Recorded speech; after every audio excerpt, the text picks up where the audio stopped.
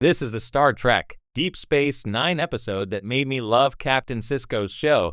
There are certain moments in Star Trek when you suddenly realize you're not just watching an enjoyable sci-fi adventure, you're watching something special, something that will stay with you for years.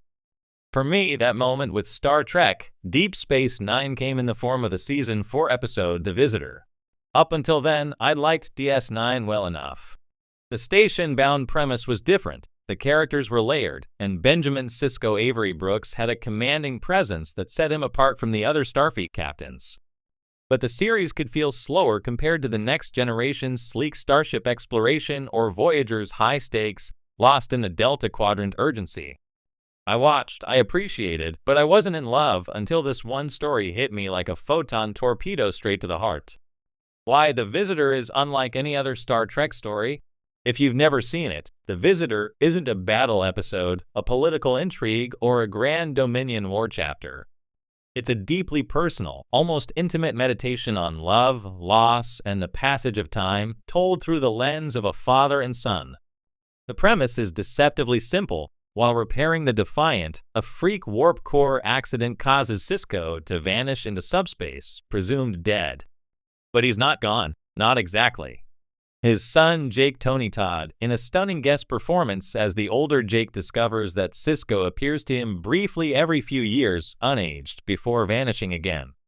What follows is a lifetime of Jake's obsession to rescue his father, an obsession that costs him his career, his relationships, and nearly his sanity. It's not about Sisko saving the galaxy or commanding a starship. It's about how far a child will go to save a parent and the unbreakable bond between them. The emotional impact hit hard. I'll admit, before The Visitor, Sisko felt more like a steady captain than a deeply personal character to me. I respected him, but I wasn't invested. This episode changed that instantly. From the very first scene, where an older Jake greets a young aspiring writer at his home, you sense you're about to see DS9 in a new light. And when the truth unfolds, that Jake has spent his entire life chasing the ghost of his father, the emotional stakes skyrocket. Avery Brooks and Cirroc Lofton's performances in the younger Sisko Jake scenes have a tenderness that's rare in Star Trek. Todd's portrayal of older Jake is nothing short of heartbreaking, his every word heavy with decades of grief and determination. I've watched countless Trek episodes where characters are in mortal danger, but this was the first time I felt the danger wasn't to the body, but to the soul. Why Sisko shines here? The Visitor doesn't feature Sisko barking orders on the bridge or outmaneuvering alien adversaries. Instead, it shows him as a father, concerned, protective, loving, and, when he realizes the cost Jake is paying, selfless enough to beg his son to live his life instead of wasting it on saving him. This humanization was the turning point for me. Up to this point in DS9, Sisko was already a strong leader, but here he became a fully fleshed-out person whose priorities extended far beyond Starfleet regulations. This was a captain who didn't just command respect, he commanded love. And this wasn't love because of his rank or heroics. It was because of his humanity. DS9's willingness to slow down. One reason The Visitor works so well is because DS9 had the courage to pause the larger narrative for a self-contained story that's basically a character study. Imagine dropping the Dominion War build-up for 45 minutes just to tell a heartbreaking father-son tale. That takes confidence. This episode isn't afraid of silence. It isn't afraid to linger on a facial expression, a quiet conversation, or a moment of shared grief. It trusts the audience to sit with emotions without rushing to the next phaser fight or big reveal. In other words, it's Star Trek at its most literary, and that's something DS9 could pull off better than any other Trek series. Todd's guest performance. It's impossible to talk about The Visitor without mentioning Todd, who, despite only appearing in a handful of Trek episodes across different series, delivered one of the franchise's all-time great performances here. Todd plays Jake not as a broken man, but as someone haunted, alive, but never truly living.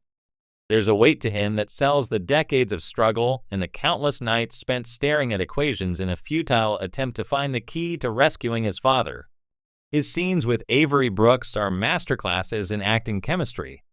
When Jake finally sacrifices himself at the end, so that the timeline resets and Sisko never gets trapped, it's devastating. And yet, when the reset, Sisko embraces his teenage son back on the Defiant, you feel an overwhelming sense of relief. The power of Star Trek's personal stories.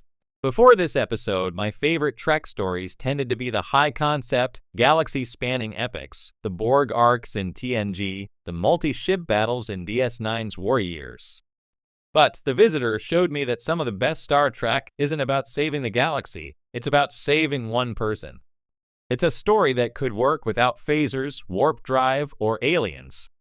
Remove the sci-fi framing, and you still have a timeless story about grief, hope, and love. That's the genius of it. The speculative element heightens the emotional stakes without overshadowing the core humanity. Sisko's place in the pantheon of Starfleet captains, The Visitor, cemented my view that Benjamin Sisko is the most emotionally complex captain in Star Trek. Kirk was bold and adventurous. Picard was wise and diplomatic. Janeway was determined and fiercely protective of her crew. But Sisko could be all those things, and he could be quietly vulnerable in a way that made him feel real. This episode also foreshadows his later role in the Dominion War, where his moral compromises, emotional resilience, and personal stakes in the fight would set him apart from other captains. When Sisko fights for the Alpha Quadrant later, you feel it more deeply because you've already seen the personal love and lost that drive him. Why The Visitor is still relevant today. Part of the reason this episode still resonates is because it isn't just science fiction, it's about something universal, losing someone you love and the desperate wish to have just one more moment with them. In real life, we don't get the luxury of subspace anomalies or timeline resets. That final hug between Sisko and Jake is pure Star Trek wish fulfillment, the chance to say, "I love you" one more time.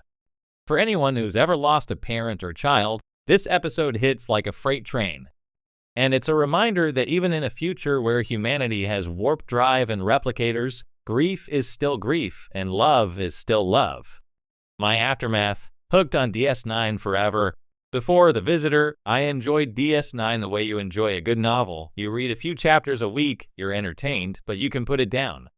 After The Visitor, I binged the rest of the series like a Byron spring wine addict.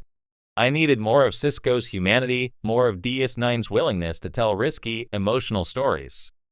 And thankfully, the show delivered, whether it was Kira's struggles with her past as a freedom fighter, Odo's longing for connection, or Nog's post-war trauma. But The Visitor remained the gold standard. Every time DS9 made me cry again, it was because it reminded me of this episode. A legacy episode is telling that The Visitor consistently ranks among the top Star Trek episodes of all time across all series.